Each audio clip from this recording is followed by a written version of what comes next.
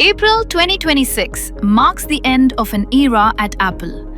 After 15 years at the helm, Tim Cook decided to step down as CEO. But his story at the company didn't begin with power. It began in crisis. In 1998, Apple wasn't the giant we know today. It was dangerously close to collapse. That is when Tim Cook walked in, not as a visionary, but as an operator. He transformed Apple's supply chain into most efficient systems in the world.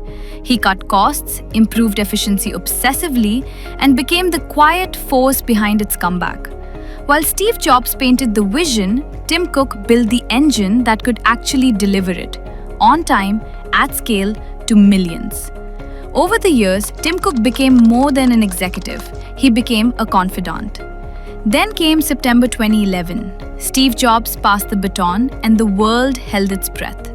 Many doubted it. Some said Apple's golden era was over.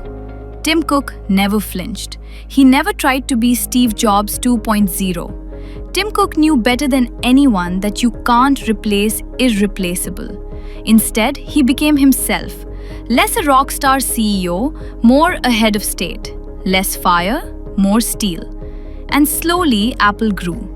The company's market value surged from about $350 billion to $4 trillion. Revenue almost quadrupled, crossing $400 billion. And the stock kept climbing, rewarding long-term believers.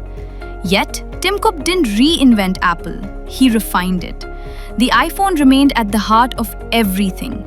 A device so deeply embedded in our lives, it feels more like an extension of ourselves. Behind the scenes, Tim Cook kept doing what he does best.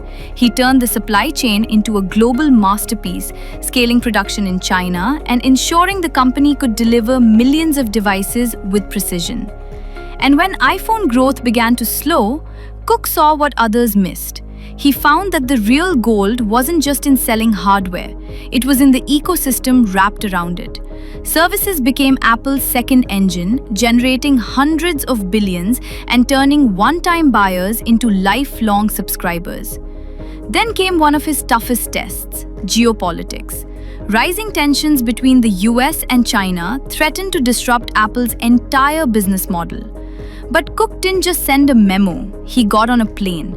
Cook sat with Donald Trump, personally lobbied, negotiated, and walked away with tariff exemptions most thought impossible. 3 iPhones in our pockets stayed affordable. That is the Tim Cook a few people talk about.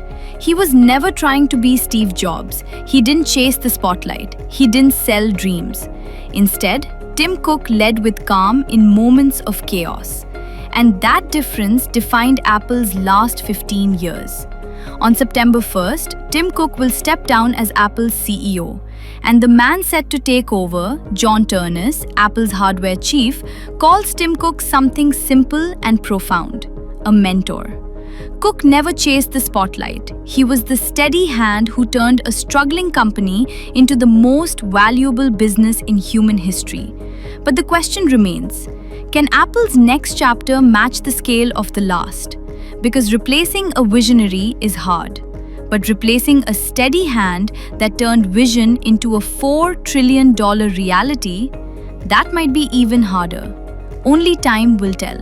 If you want to know more about global investments, download the Dealing app and subscribe to our channel.